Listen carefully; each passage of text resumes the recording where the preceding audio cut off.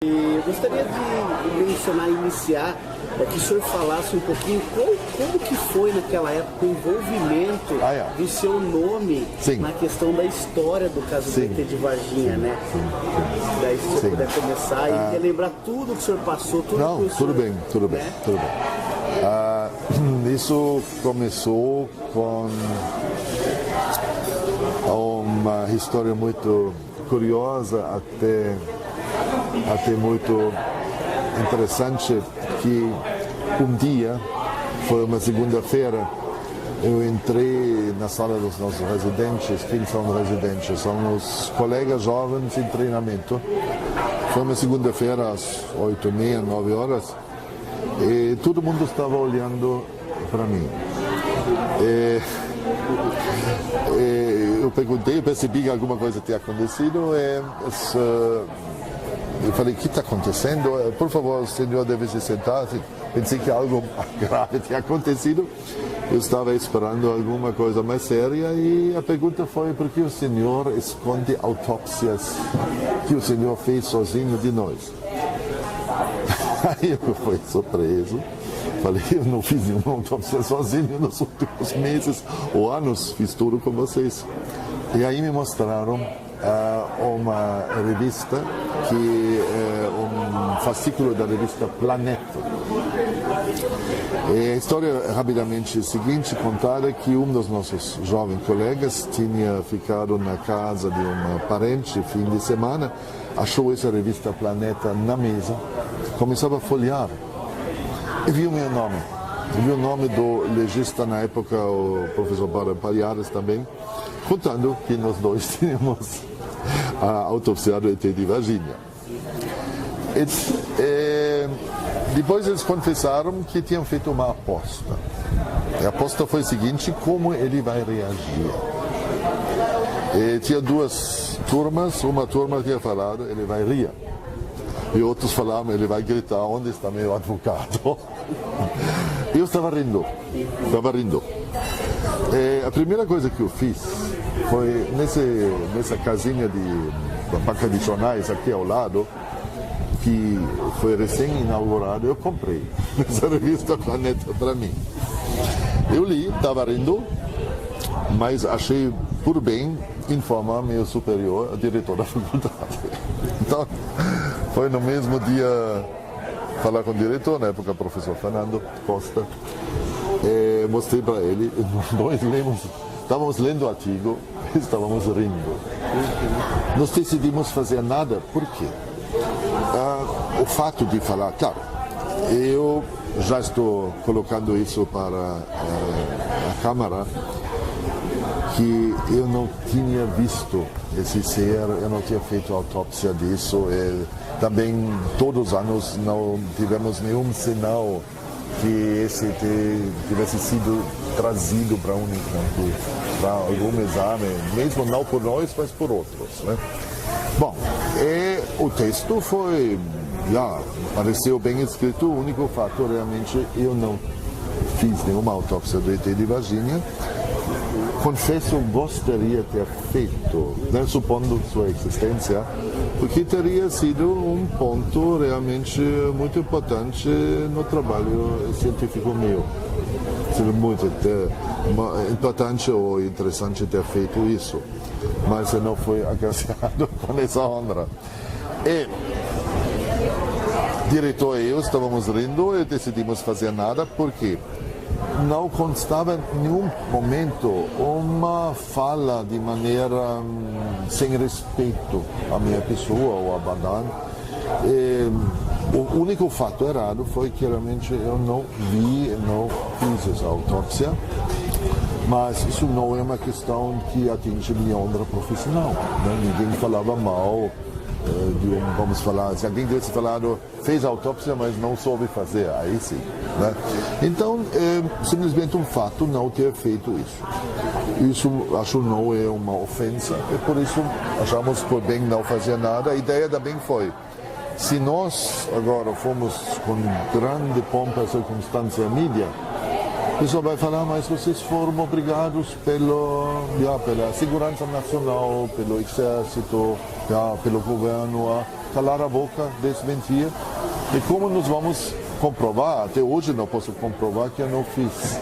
Porque sempre alguém pode falar, não, você foi obrigado pelo governo, pelos militares, a ter sigilo para não sei quantos anos. Então eu não posso comprovar que eu não fiz. Infelizmente, eu só posso falar, eu gostaria de ter feito caso ele realmente, na existência dele. Isso eu posso falar. Depois eu soube pelos meus colaboradores que isso foi veiculado até no Ratinho Show.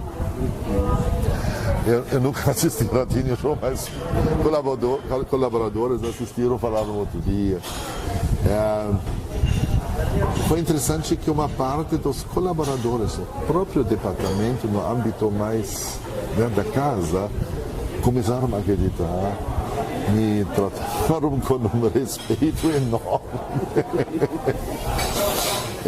Tinha até coisas curiosas. Tinha uma das colaboradoras que me contou depois que o marido dela, que não trabalha aqui nesse ambiente, trabalha em outro lugar, queria que ela realmente saísse do serviço com o seguinte argumento, ou seja, pedindo demissão com o argumento que as duas pequenas filhas, que hoje são mulheres de 30 anos, eram pequenas e o ET poderia ser contagioso. Então chegou nesse ponto. É claro que os alunos, de vez em quando, depois mandaram bilhetinhos. No fim da aula apareceu um bilhetinho na mesa. Professor, conta a história do ET. Então isso virou folclore. Tinha pessoas que depois, até fiscais de São Paulo, me contaram que procuraram no porão do hospital um laboratório secreto, um esconderijo secreto. Então tinha uma certa folclore ao redor disso. E eu acho que virou fonte de alegria de todos. O pessoal depois se convenceu que realmente que não tinha nada, que não tinha sido nada feito e todo mundo estava rindo. Então foi uma grande alegria de todo mundo a partir dessa ideia. Então isso que eu posso depor para vocês. Supondo a existência dele, ele pode existir, eu não sei. Eu gostaria de ter feito os exames, sim. Não tenho medo de nada. Trabalhei com doenças extremamente contagiosas na minha vida, estou vivo até hoje. Teria sido uma experiência muito interessante para mim, mas eu não fui agraciado com essa possibilidade. Então, o que posso falar? Resumindo, eu nunca vi ele ou ela, não sei, um ser talvez neutro. Não posso falar que ele existe ou não existe, posso falar só que eu não vi. Esse é o único depoimento que eu posso falar. Eu não vi o ET. Se vocês me perguntam pessoalmente, você acredita na possibilidade da existência de seres em outros lugares do cosmos, do universo? Eu falo sim. Acredito nisso, mas eu não tive oportunidade de ver pessoalmente. Porque um colega meu do departamento de psiquiatria ao lado, que ele estuda um pouco esse fenômeno de pessoas acreditando em massa, entendeu? Ele trabalha mais com essa influência de uma crença, de uma ideia para um grupo coletivo. E ele me mostrou um dia um livro. Aliás, nesse livro ele não foi, vamos falar, retratado muito favoravelmente, porque alguém escreveu, não me lembro mais do livro, eu nem tenho cópia, que eu sou uma pessoa de trato difícil. Então, isso nem gostei tanto, palavra pessoa de trato difícil. E talvez nem sou tanto como ele retratou. Mais uma pergunta? Sim, tem umas perguntinhas aqui que a gente anotou. Faça. Sim, haveria a possibilidade de as aludidas criaturas desconhecidas pela ciência terem sido levadas para a Unicamp sem que o senhor tivesse conhecimento disso durante ou depois? Bom. Sim, essa pergunta é interessante. Eu posso só falar. Eu trabalho aqui no Hospital das Clínicas há 30 anos, mais que 30 anos, e acho que eu iria ter percebido alguma coisa. O que não existe, laboratório secreto, sala de autópsia secreto, isso não existe. Também a medicina legal sempre ficou em prédio à parte, aqui em cima no muro. Mas eu acho que em todos esses 30 anos você acaba descobrindo muitos segredos, às vezes sem querer. Eu acho que eu iria ter visto ou escutado alguma coisa, então, portanto, eu acredito que esse ET, supondo sua existência, nunca foi entregue aqui. Partindo da hipótese da existência dele. Né? Sobre o que aconteceu em Varginha, não posso dar nenhuma opinião, ainda não foi nessa cidade, eu só vi pelo TV, né? Então não vou fazer nenhum depoimento sobre isso, porque isso é fora do meu âmbito. Mas eu posso assegurar que eu acho que com mais de 30 anos na casa, alguma coisa eu iria ter percebido, ou os segredos não se mantêm. Num serviço onde você fica diariamente, muito tempo, você tem relacionamento com muitas pessoas. Eu acredito que ele, supondo sua existência, não foi levado aqui, para cá. Não foi para cá. O que o seu respeitado colega, Dr. Badan Palhares, comentou com o senhor na época sobre essas informações que vinham sendo divulgadas na mídia? Sim. Eu posso falar que o Departamento de Anatomia Patológica, onde eu trabalho há mais de 30 anos, e da Medicina Legal, são duas entidades separadas, inclusive fisicamente, outro prédio. Então, com o professor Badan, eu fiquei na época juntos só numa comissão de ética, onde os dois fomos membros. Mas isso foi em 97, na época nem eu procurei Badan, nem ele me procurou, porque provavelmente estávamos rindo separadamente, cada um no seu departamento. Então eu nunca falei com Badan sobre isso, nunca falei com Badan. Vocês vão entrevistar Badan? Então, a gente ele está na cidade, tem laboratório. Que legal, vou tentar entrevistar ele. IPC, Instituto de Patologia de Campinas, um laboratório, ele se aposentou daqui do Unicamp, mas ele é patologista também, legista e patologista, onde, pelo meu conhecimento, ele ainda está muito ativo como médico que faz laudos. Sim, então vai lá no IPC Campinas, Instituto de Patologia de Campinas, e lá eles podem te dar uma... E a única coisa, eu vi uma entrevista do Badan, uma vez, foi um programa, não me lembro mais da emissora, bem à noite, foi nessa época, um ano depois, tinha um senhor Andrade, que era... Lorde Andrade. Ele entrevistou, inclusive dentro do prédio em cima, onde na época, talvez vocês conheçam essa gravação, eu não me lembro mais de que emissora, foi uma emissora aberta. E aí o Badan estava falando, ele não viu, inclusive mostrou as salas vazias e falava, pode procurar aqui, está à sua disposição. Então, isso é a única coisa que vi, mas eu não estava junto. Foi uma conversa gravada com o Badan separadamente. Certo. Né? Talvez você conheça essa gravação. Conheço muito bem, eu assisti várias vezes. Então, tá bom. Então, falamos da mesma coisa. Eu vi uma vez, meia-noite, numa crise de insônia. Sim, entendi. Que esse Goulart de Andrade, esse programa não existe mais, né, há muito tempo.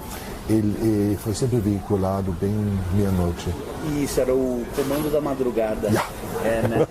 Agora me lembro. E o Me lembro disso. O Goulart faleceu tem uns anos. Nem estou sabendo. Mas ele não me procurou. Ele não procurou, né? Então depois eu vou lhe mandar mandar PDF. Eu vi num link de um debate que houve na CBN de Campinas entre o Birajara Franco Rodrigues, que foi o descobridor do caso Varginha, aquele ufólogo e advogado, em um debate com o Badan. E aí eles mencionam o senhor no meio da entrevista. Mas ninguém me procurou. Não, o Badan me conhece há 30 anos, mas ninguém na época me procurou. Então nem estou sabendo dessa meu nome lá. Sim. E deixa eu tirar uma dúvida. Sim. A questão do Hospital das Clínicas que o pessoal fala que teria... eles mistificam que teria algo subterrâneo. Sim, o laboratório subterrâneo. Isso, eu gostaria se existe algum setor, não que seja subterrâneo, secreto, mas algum local onde vocês... Não. Eu pessoalmente trabalho aqui, temos um laboratório aberto para todo mundo, posso te levar lá em cima do núcleo de pesquisa, onde eu sou chefe administrador. Na época existiam, lá está aberto, a porta aberta para todo mundo que quer visitar. Eu desconheço nenhum laboratório secreto. Na época existiam os boatos mais, vamos falar, interessantes, mostrando a criatividade da mente humana. Uma época eu fazia esse caminho do hospital. Esse laboratório está mais ou menos 1 quilômetro daqui, no Moro. E você pode andar a pé, né? Eu fiz esse caminho na época por ações de treino físico, muitas vezes a pé. E aí o pessoal estava suspeitando que teríamos um laboratório secreto perto da lagoa. Lá tem uma lagoa onde você tem que passar. Porque muita gente me viu passando lá, mas me viu porque eu estava de um laboratório indo para outro. E a outra história que o pessoal colportando, eu não sei se é verdadeira, que um dia um fiscal do governo, não posso falar quem foi, visitou, fez uma fiscalização no HC, que isso é normal, né? Porque nós somos do governo, que isso me contaram, solicitou ver todos os porões. E mostraram para eles os porões e depois ele dizem, isso é tudo colportado, não é testemunha, não posso dar testemunha pessoal. Dizem que ele falou, pode ser um tom de brincadeira, eu queria ver o laboratório de ET. Pode ser que esse homem fez o trabalho da fiscalização, mas quis talvez fazer uma brincadeira, ou ele levou isso a sério, não sei. Então isso fica em aberto, entre uma brincadeira dentro da casa, né? Às vezes quando alguém me liga, ninguém sabe o que é, eu falei, tá bom, foi a família de ET que está reclamando o relatório da autópsia. Então virou um objeto de piada. Todo mundo brinca com ET e os alunos perguntam regularmente. Acabei de dar aula para um bloco no 3º ano de medicina. Eu vou lhe contar a conversa. Tive com um aluno se me aproximou, terminou ontem, semana passada, depois da aula. Professor, como é isso de ET, verdade, não é verdade? Eu falei, oi meu amigo, eu vou dar entrevista para uma equipe terça-feira. Ele não acreditou. Mas para nós é sexta-feira. Então, isso está muito vivo, porque é algo diferente. É uma coisa fora do comum e o pessoal vê graça nisso. Pessoal, isso é humano. Isso é muito mais atraente do que uma coisa do dia a dia. Lógico. Isso é humano. Eu levei isso muito a brincadeira, é claro, repetindo, supondo a existência dele, gostaria de ter autopsiado ele, ela, um ser, gostaria de ter autopsiado, claro, morto, né? Morto, gostaria de ter examinado esse ser. Uma terceira pergunta aqui. Além do senhor e o Badan Palhares, haveriam outros profissionais na Unicamp na época igualmente aptos a recepcionar um alegado ou suposto material biológico dessa natureza? Bom, se tratar de vamos chamar cadáver, um ser morto, quem é responsável? Se for morte natural, anatomia patológica. Se for morte não natural, por crime, por acidente, etc., é a medicina legal. Eu represento aqui a anatomia patológica, a morte natural, mas ao meu lado tem vários colegas com a mesma aptidão. Então, poderiam ter sido mencionados os nomes de todos os meus colegas do departamento. São vários, em torno de 10. Sempre ficamos em torno de 10. Hoje são um pouco menos. Tá? Então, todos os outros poderiam ter sido mencionados, como também o Badan não era o único legista. Tem outros ao lado dele, no departamento da medicina legal na época, que também tinham toda a capacidade intelectual, profissional, preparo profissional para fazer este tipo de exame. Então, teoricamente, todos os colegas médicos da medicina legal e todos os colegas médicos da anatomia patológica têm o preparo para fazer esse exame. Né? Outras instituições, eu acho, não teriam tanto preparo, porque isso não faz parte do dia a dia deles. Então, claro, você pode fazer exame pontual bioquímico, etc. Pode fazer, mas para ver o conjunto tem que ser, se tratar de algo morto, um ser que estava vivo depois morreu, tem que ser, se for morte não natural, medicina legal, se for morte natural, anatomia patológica. Assim se faz no mundo inteiro. Então outros colegas... Claro, mas a gente teria percebido isso, porque você não pode esconder um ser vivo do tamanho como ele foi, ela. Ele, Virginia, provavelmente nem se aplica a ideia do gênero que nós temos para um ser extraterrestre. Poderiam ter feito isso, mas não teria como esconder. Inclusive, nós temos muito problema com falta de espaço há décadas. Então, não há espaço sobrando onde você poderia esconder com facilidade. Chegou para nós uma informação de uma das testemunhas que seria, na verdade, ele não quis se identificar. Não, tudo bem. Que seria um dos médicos que ele mencionou que ele teria atendido esse material biológico e que na sala, no momento onde estavam fazendo, estavam cerca de 12 profissionais, incluindo o Badan Palhares e o senhor, né? E ele seria um médico daqui, da unidade, né? E que teria chegado essa informação através de uma fonte segura. Sim, eu posso só falar para vocês que a sala de autópsia, primeiro eu falo, eu realmente não participei disso, gostaria de ter participado. Não quero falar que alguém esteja mentindo deliberadamente. Existem pessoas que têm um físico, uma fisionomia semelhante à minha pessoa, com quem você pode me confundir. Vi isso outro dia no hospital, alguém falava, mas você estava aqui também? Não. Então tem outras pessoas com minha morfologia. Então pode ser que, mas eu posso falar para vocês que eu não participei disso, gostaria de ter participado. Eu posso só falar para vocês, a nossa sala de autópsia é tão pequena, agora em reforma, que 12 profissionais, além de um ser morto, teriam caber com grande dificuldade. Porque 12, você precisa de uma sala enorme. Agora, pode ser que o pessoal esteja confundindo com o que existe de vez em quando, que nós fazemos autópsia de uma malformação.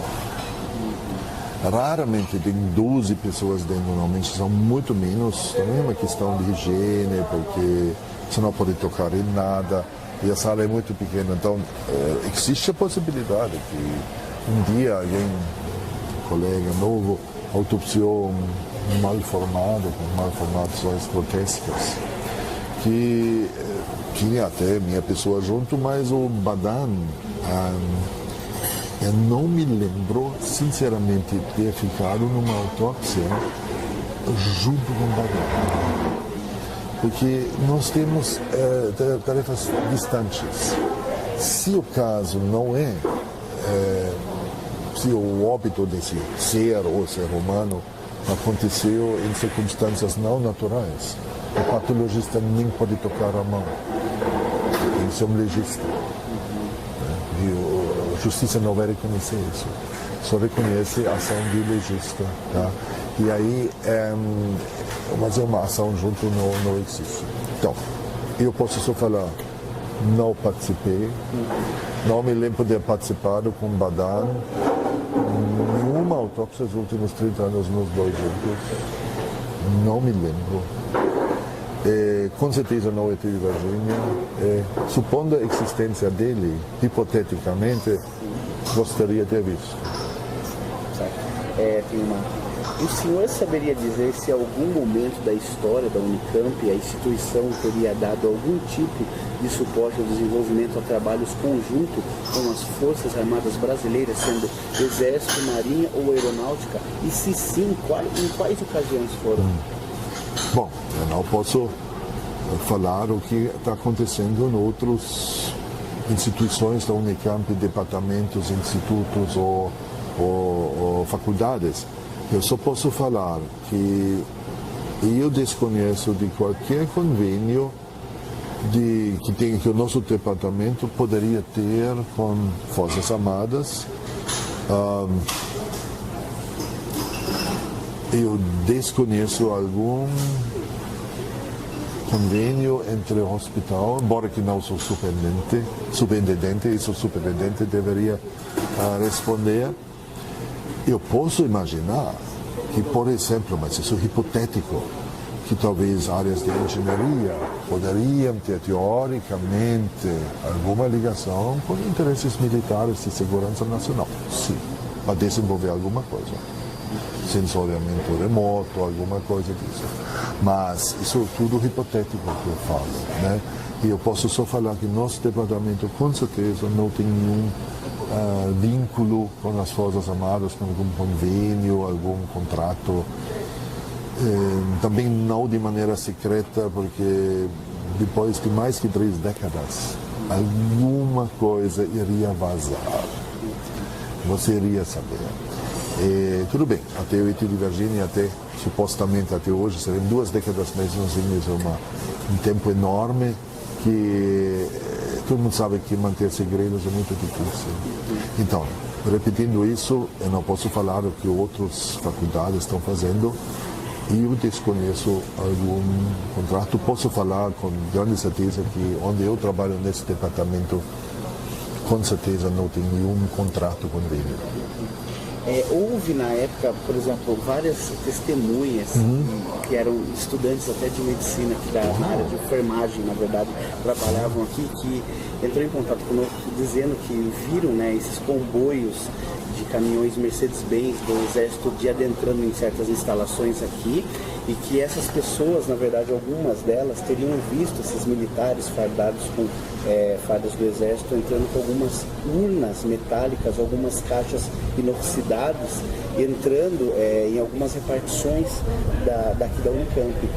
Isso foi mencionado não somente por uma ou duas testemunhas, mas por várias pessoas que presenciaram isso aqui naquela época. O senhor, por acaso, o senhor escutou alguém falar sobre essas questões? Ou não? Não. Eu posso só falar para vocês, isso é uma surpresa, tá? O problema, eu não quero desmerecer nenhuma testemunha no outro lado. Se você vê alguém do Exército com algum material, pode ser de um acidente, pode ser de outra origem. Eu desconheço alguma coisa, eu posso só falar que eu desconheço esses relatos. Posso imaginar que qualquer coisa que envolve um acidente não seria mais com anatomia patológica, porque seria acidente, seria algum acidente, ou se for morte não natural, que é, por definição, envolvimento da medicina legal. Então, pode ter tido alguma coisa no Exército que levou a essa entrega de material que eu desconheço. Eu acho que tem que se dirigir à medicina legal. Nesse caso, falar com o Badan, tentar uma entrevista com ele. E eu desconheço, mas também estou escutando esse esse relato a primeira vez. Tá? Legal. A gente, como pesquisadores, né, e nesses tempos todos, a gente teve acesso a um material que, infelizmente, por enquanto, não se tornou público ainda. São alguns vídeos dos militares que participaram em certas ocasiões da operação militar e que comentam muitas com particularidades, assim, muitas características de como eles se envolveram na situação, por exemplo. Os próprios militares fizeram depoimento sobre a ação deles. Sobre a ação deles, onde um deles teria entrado num dos hospitais Sulá, ainda em Varginha, e teria avistado essa criatura, onde estava entre membros do corpo de bombeiros, alguns médicos foram selecionados que estavam dentro da sala. E assim, o relato dele e como ele conta, corrobora, é muito interessante, é muito expressivo. E que esse mesmo rapaz, ele foi um dos motoristas, uma das pessoas que trouxe esse material para o Unicamp, para o SPSEX, que foi a Escola de Sargento Preparatória de Cadetes, e dali ele teria deixado este material. E dali outros militares de patentes mais altas teriam conduzido esse material biológico para cá, na Unicamp. Porém, ele não chegou a vir na Unicamp, então daqui ele não tem muita informação. Ele menciona que no momento que ele estava voltando, um dos seus superiores virou para ele: ô fulano de tal, a Unicamp é grande, hein? Ele falou assim: ô comandante, não fui lá não. Ele falou assim: não foi lá não, deixa para lá.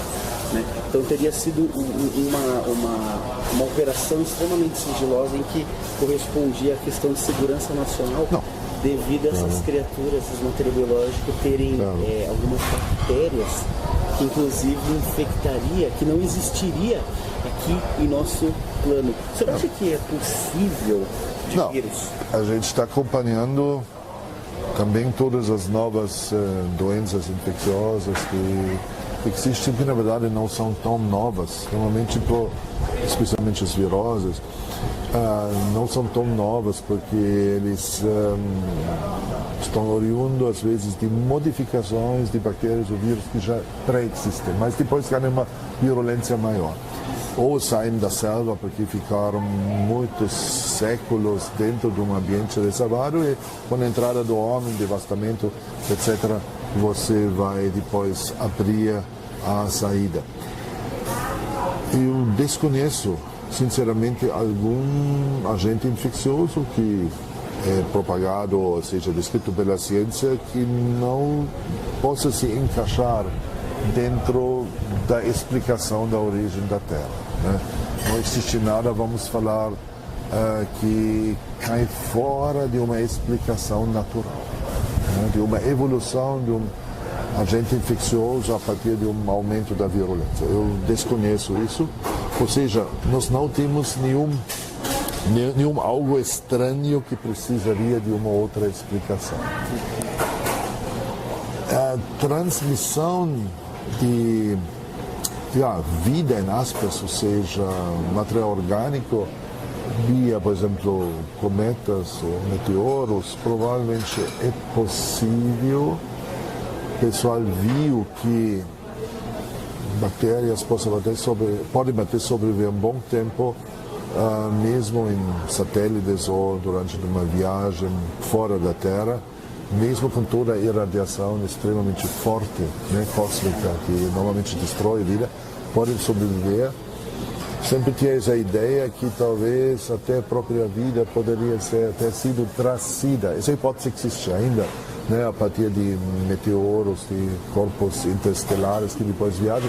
Tem uma teoria. Do outro lado, tem a teoria da vida ter se originado aqui no planeta Terra. Então, são duas teorias conflitantes e eu não vejo a necessidade de uma explicação, de uma contaminação de fora para explicar alguma doença contagiosa que nós temos aqui ou nós tivemos nos últimos anos. Não vejo. Se você quer saber, você tem alguma coisa, talvez fazer uma pergunta para mim mesmo, tem alguma coisa que faria mais curioso, eu posso falar sim. mas isso não tem nada a ver com biologia e medicina. O relato de corpo interestelar, ou seja, oriundo de algo fora do sistema solar nosso. Nós tivemos no ano passado a passagem de corpo celeste, tipo de asteroide, em aspas, que foi batizado com o nome das pessoas do Havaí. O nome que eles tinham dado, os astrônomos, era o Mensageiro. E esse corpo celeste, muito alongado, com uma movimentação atípica. Isso realmente criou a hipótese que poderia ter sido criado artificialmente por alguma inteligência extrasolar. Isso me tocou, sinceramente, porque realmente a física mostrou que esse corpo não se enquadra nos esses corpos celestes que fazem essas trajetórias, pegam o Sol, depois saem do sistema solar usual, e aí realmente você teria uma quebra na explicação. Ou seja, você não poderia explicar isso facilmente com o conhecimento. E aí foi dada a ideia que isso poderia ter sido criado em um tipo de satélite, alguma coisa, para ver o que está acontecendo nesse sistema solar. Uma passagem curta. Então isso realmente chamou minha atenção, mas isso não tem nada a ver. Não implica nenhuma aterrissagem de algo aqui. Então, nesse sentido, eu fiquei muito curioso, acompanhando isso, que acho extremamente interessante este objeto, que já saiu do sistema solar no ano passado. Né? Mas, em termos biológicos e doenças infecciosas, aqui no nosso ambiente ou na Terra em geral, todas as novas doenças, como a febre, ebola, etc., que é devastador na África, ou também aumento da violência do vírus da Zika, etc., que saiu também da floresta, né? Que não nossa, de outro continente. Isso não precisamos de nenhuma explicação fora, porque nós conseguimos, não nós, mas a ciência conseguiu demonstrar como, em termos de passos graduativos, houve uma evolução para uma certa violência. Então não precisamos de uma explicação de uma importação de um agente infeccioso de outro planeta, de outro sistema solar. Lá não é necessário. Então eu não vejo, observando doenças infecciosas nos últimos 20 anos, aqui no mundo, uma necessidade desta explicação. Portanto, eu queria descartá-la. Eu queria saber se o senhor, por acaso, escutou também dizer que, na época, teria a esposa do prefeito, ela tinha passado de Campinas, ela tinha passado por uma cirurgia. E ela estava aqui dentro, ela estava numa das alas, e ela foi uma das testemunhas que, segundo, teria mencionado sobre a questão da movimentação estranha que ela viu nos dias, sobre justamente militares. O senhor também não soube de nada?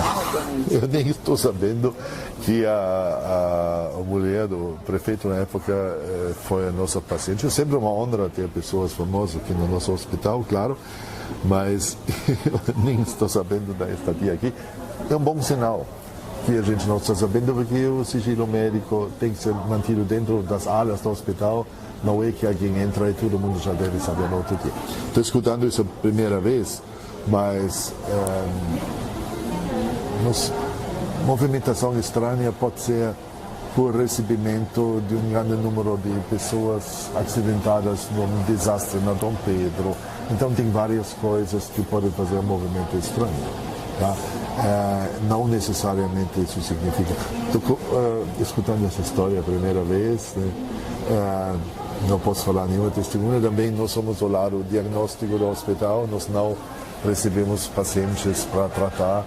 Então é um bom sinal que eu não estou sabendo essa história, porque mostra que o sigilo no hospital médico foi guardado e tem que ser também de ala para ala. Né?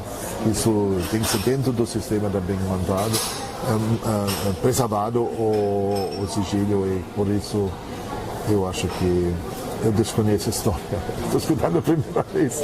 Nem sei mais que prefeito foi, deveria fazer a contagem, nem conheço a esposa do prefeito.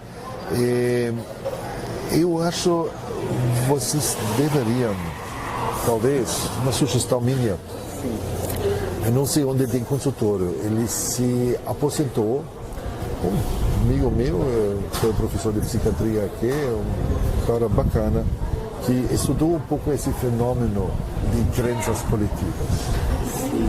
Ele chama-se professor Joel Giglio, se não me engano, ele deve ter ainda consultório na cidade. Sempre ficou muito fascinado pelo fenômeno que, por exemplo, uma ideia, uma crença depois se espalha, o pessoal começa a adotar sem critérios de checar, né, a veracidade. E ele poderia dar um depoimento talvez de profissional que explica os mecanismos psicológicos que estão por trás. Né? E outra coisa, você sabe, na época de redes sociais, foi feito, acho que faz um ano e meio atrás, foi no início do ano passado, foi publicado, se eu não me engano, em Science, um grande trabalho feito com um enorme grupo de pesquisadores, que os fake news, foi feito no Twitter, se espalham mais rapidamente e atingem mais pessoas. Porque fake news normalmente são coisas mais com sabor apimentado. E então, quando se fala tem um ser de outro sistema solar que pousou aqui, isso é muito mais interessante do que é mais apimentado, do que falar, nosso prefeito fez um bom trabalho, construiu 2 hospitais. Outro é muito mais relevante para nós, a população. E o primeiro, o prefeito fez um bom trabalho, construiu 2 hospitais. Isso não dá isso não vai se propagar com a mesma velocidade. A mesma coisa, né? Tudo que é diferente é realmente mais interessante. É uma cor diferente, é um passarinho diferente.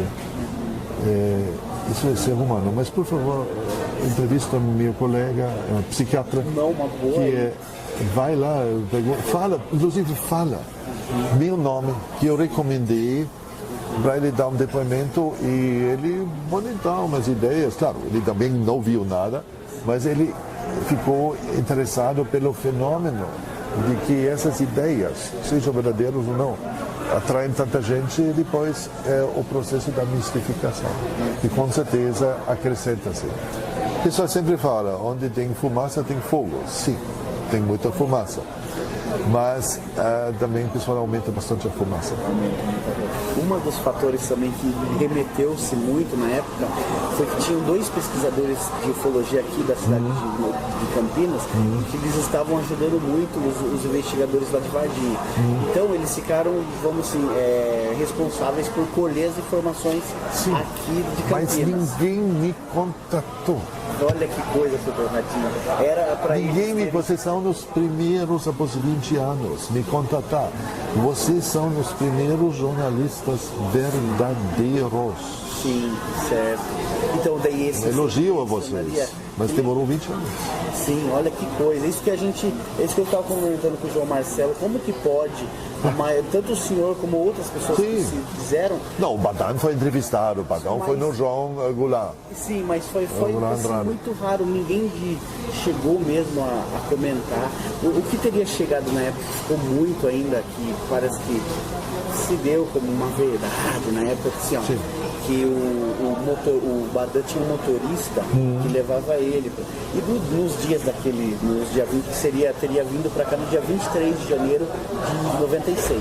Nesses dias, o motorista que estava no carro, o Badan, para um ocasionamento do dia a dia, aquela coisa rápida, a esposa dele chegou, ele teria escutado o Badan falar, olha assim, as criaturas, o material já chegou e estão aqui, eu vou ter que ir para lá. Então isso que daí esse motorista na época teria procurado esses sim, entendo. Teria relatado essa questão, entendeu? Mas a palavra criaturas pode ter sido uma gíria para uma ossada. Entendeu? Mas aí tem que entrevistar o professor Badan. Então, vai no IPC, Instituto de Patologia em Campinas, é um laboratório particular de anatomia patológica na cidade, todo mundo conhece como IPC Campinas. E lá tem vários patologistas, é uma sociedade, e um deles é o Banan Palhares, porque ele também é formado em anatomia patológica.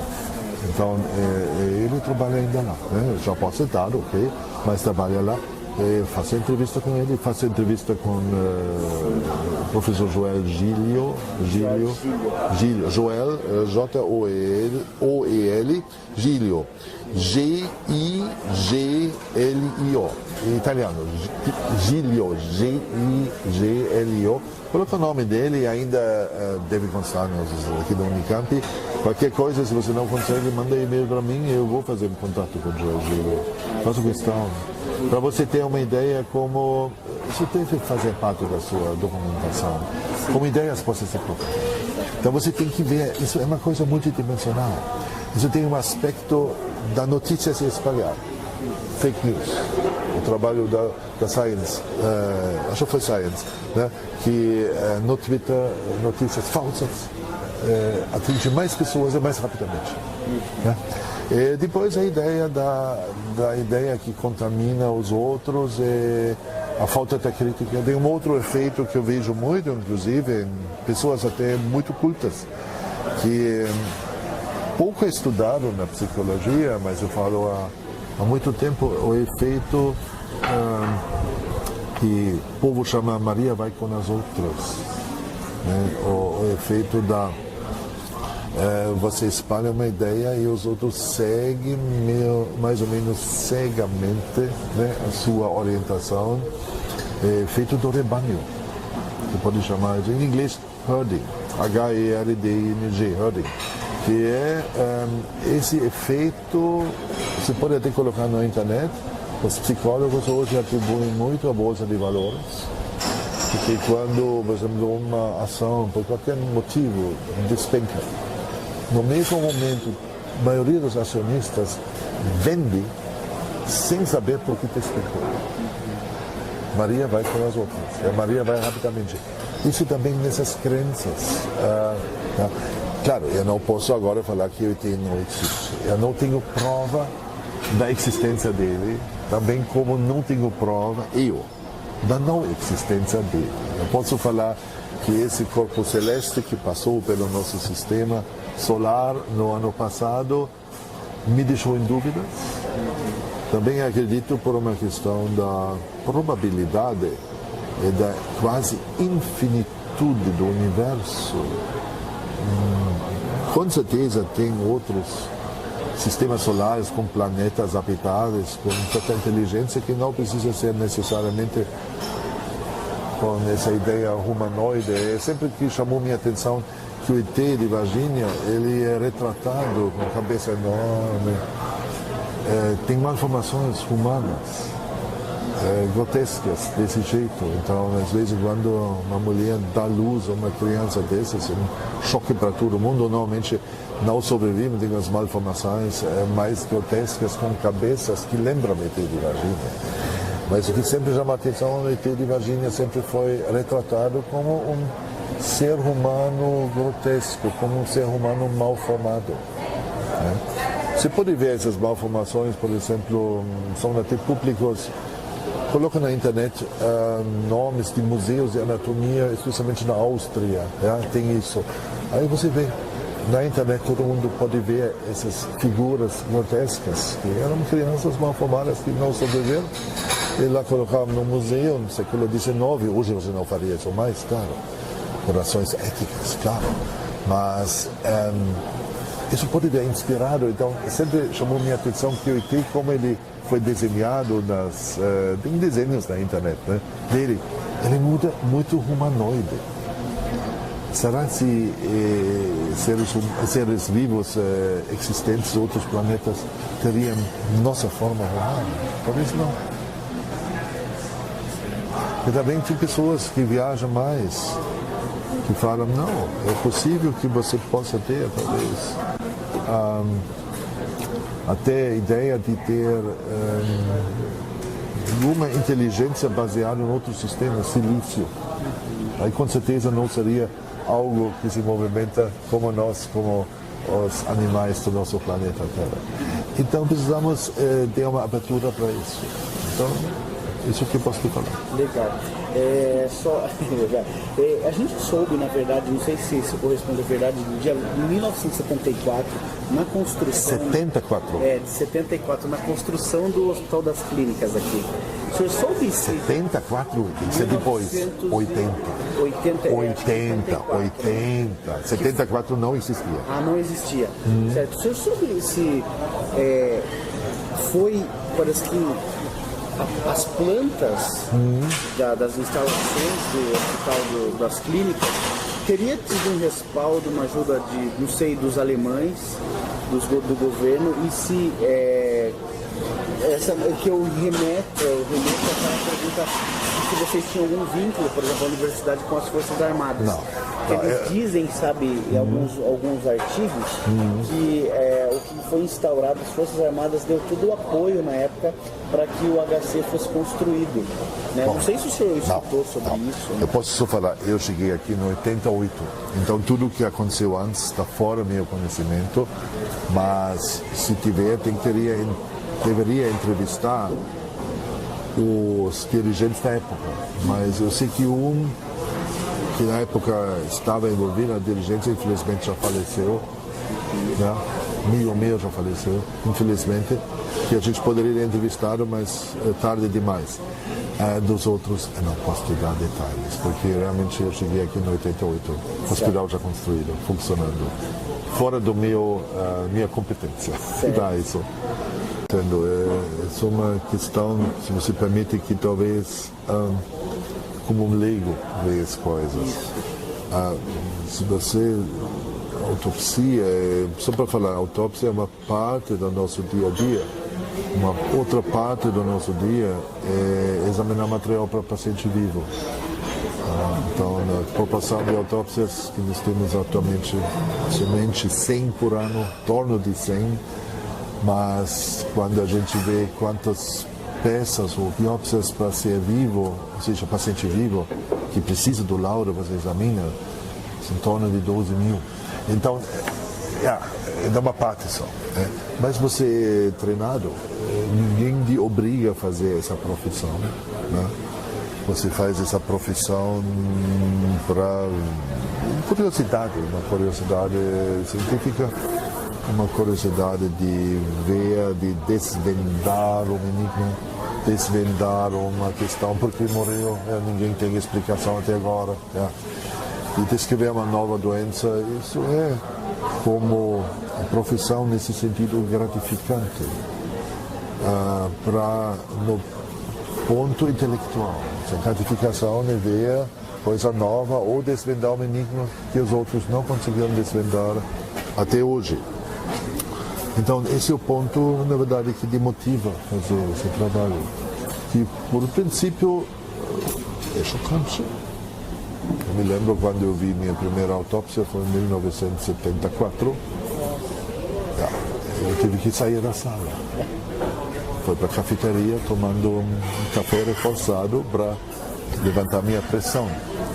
Depois me acostumei e vi isso de um lado puramente, quase, principalmente acadêmico.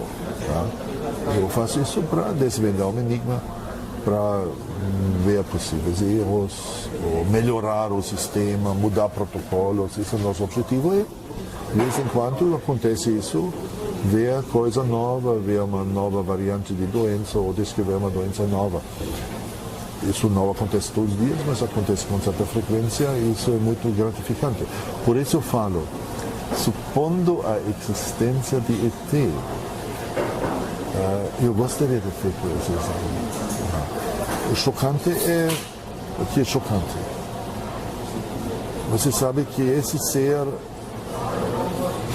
ET também ser, nesse caso, morreu, não pode mais ajudar.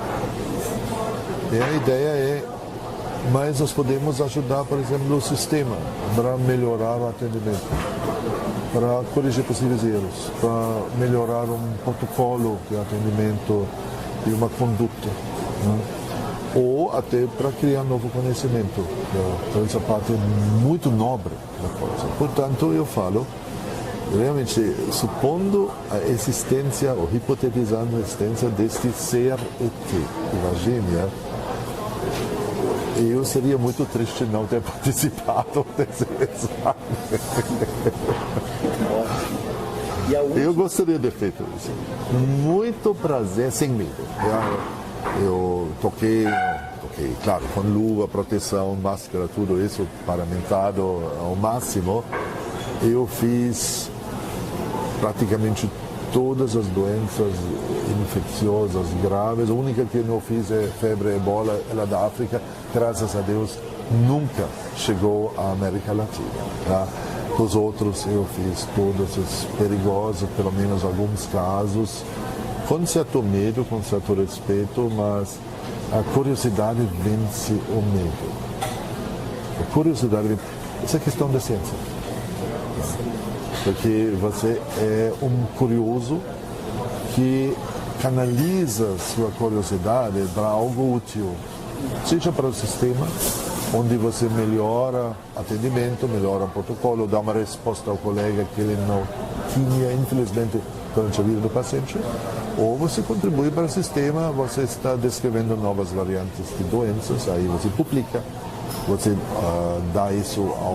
você dá um acesso para todo mundo, né, da comunidade médica, e depois você fazer suas conclusões e continua evoluindo. Dentro da ciência e dentro do atendimento que eles fazem para os vivos. Então, nesse sentido, só repetindo uma velha frase latina, onde eu fui criado, onde eu fiz doutorado, tinha lá no chão, morto e vivos docem. Os mortos ensinam os vivos. Então, nesse local onde eu recebi uma boa parte do meu treinamento, eu passei todos os dias ao lado dessa frase que estava no chão, em mosaico. Os mortos ensinam os vivos. O ET poderia ter me ensinado muita coisa, infelizmente eu não fui contemplado a fazer isso. Certo. E a última pergunta, a última, como o senhor já havia mencionado, por exemplo, essa ala que possivelmente teriam levado essa criatura, o senhor disse que seria uma sala pequena, então seria praticamente muito difícil de 10 médicos estarem juntos. Nós temos uma única sala de autópsia aqui no hospital, a sala da anatomia patológica, que foi criada com a inauguração do hospital, anos mais ou menos 85, 86, eu não sei o ano exato, mas meados da década de 80, que não foi... E também impossível, a gente sabe o que acontece, a gente sabe o que acontece à noite, a gente sabe o que acontece no fim de semana, a gente tem uma sala onde guarda material para ser examinado histologicamente, a gente conhece isso, todo mundo conhece todo mundo, tem que ter auxiliar. Quem foi auxiliar nessa autópsia? Essa pergunta. Vocês não responderam a mim. Porque normalmente você tem um auxiliar que é dentro da sala de autópsia, que auxilia, né, que é ajudante na autópsia, que é o técnico da autópsia, o nome oficial, técnico da autópsia. E ninguém falou quem foi o técnico, até hoje. Ninguém falou que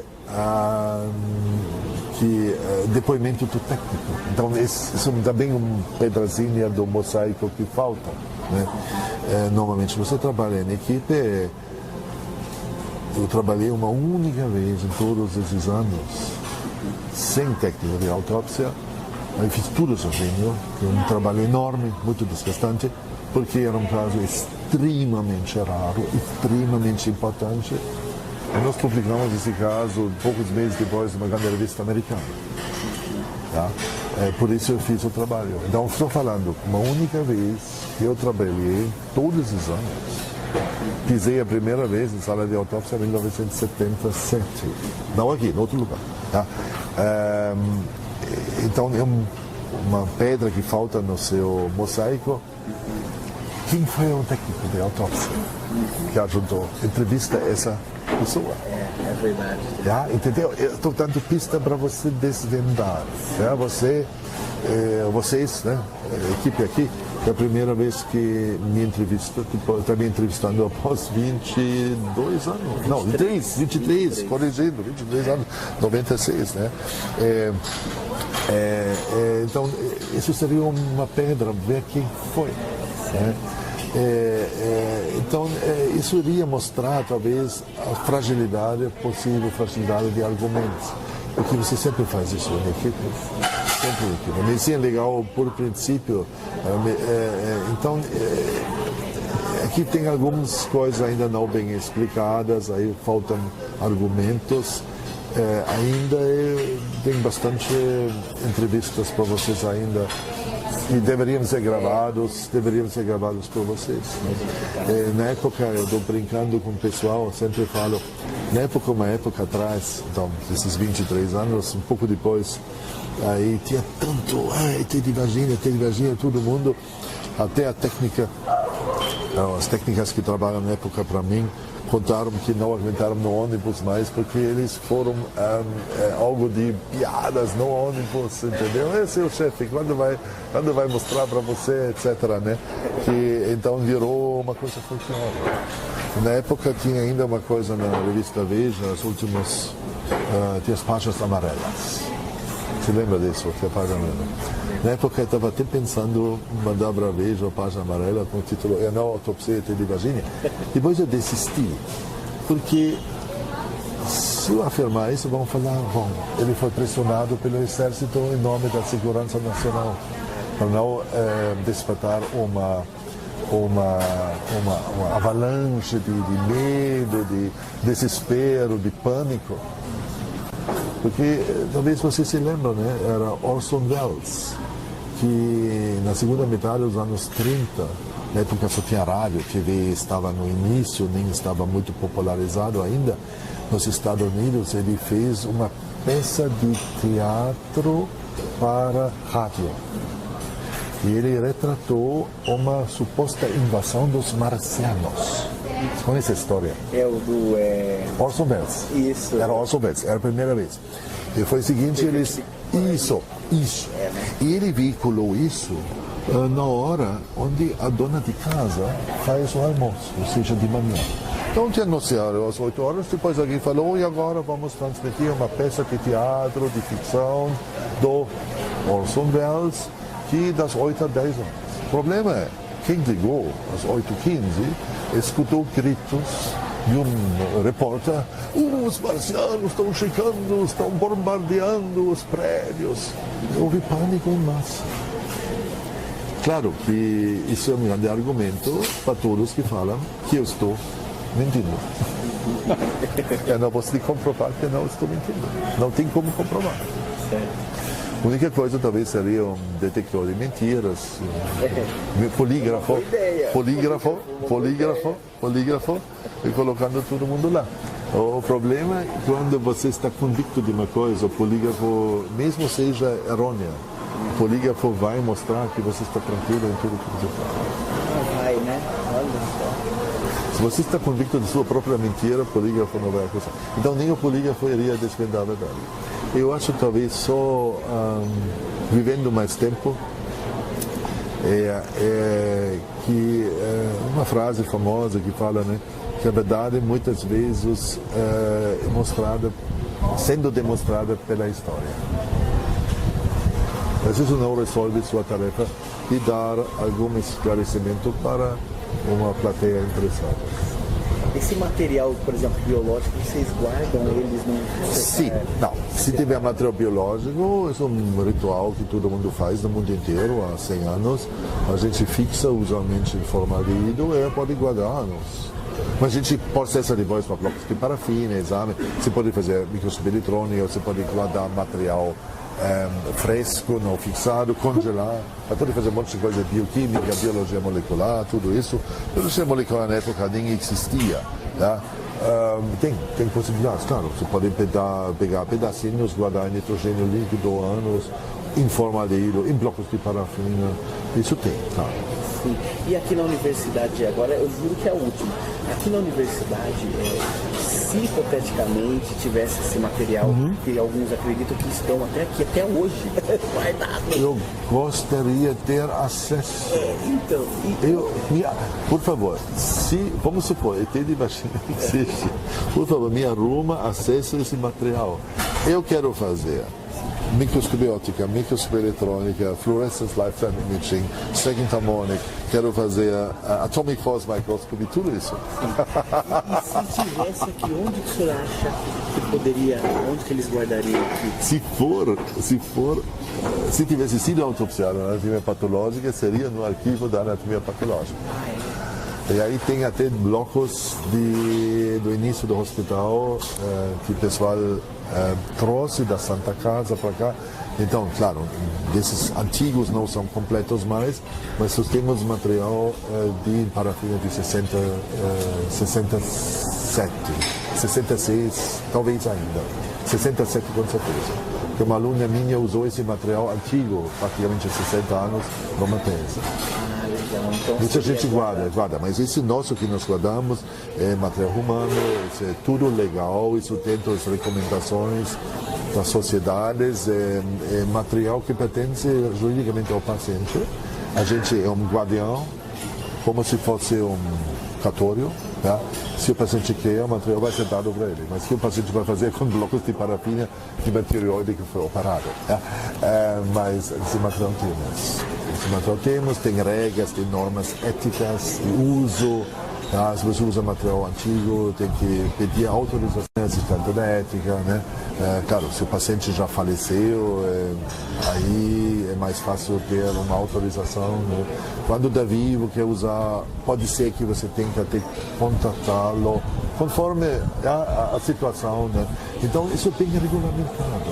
Isso tem registro, isso é um registro de computador, isso tem número, isso como se fosse uma guarda de documentos de um cartório. Entendi. E é grande lá, seu Bernardinho? É bem grande? Uma parte está aqui, até 2000, grande, e uma parte o hospital aluga uma guarda fora, que também é sigilosa. A coisa é sigilosa no sentido que o sigilo do paciente, claro, durante a vida e depois pós-mortem também. Né? Eu não posso mostrar para ele alguma coisa e falar isso fulano de tal, não posso. Mesmo 60 anos depois, tem sigilo. Né? Se a família fala, não, pode explicar, se é uma pessoa vamos falar que a gente fala da vida pública, uma pessoa da política que autoriza, que a gente divulga, aí autoriza. Né? Mas a princípio sigilo vai além da morte. E esse é outro local que eles alugam é na própria aqui no perímetro? Não, isso é uma firma que, enfim, perímetro de Campinas. E a gente tem acesso a esse material em poucos dias. Você liga, você dá uma mensagem por e-mail, o material vem. Né? Mas eu posso te falar, eu conheço isso porque nós usamos esse tipo de arquivo para pesquisa, todos os meus alunos trabalham com isso. Infelizmente tem nada. Então tem compromisso. Se você achar realmente, supondo a existência do ET, material guardado, por favor me comunica. Eu vou me candidatar a examinar esse material. Na hora. Com o maior prazer. Muito obrigado.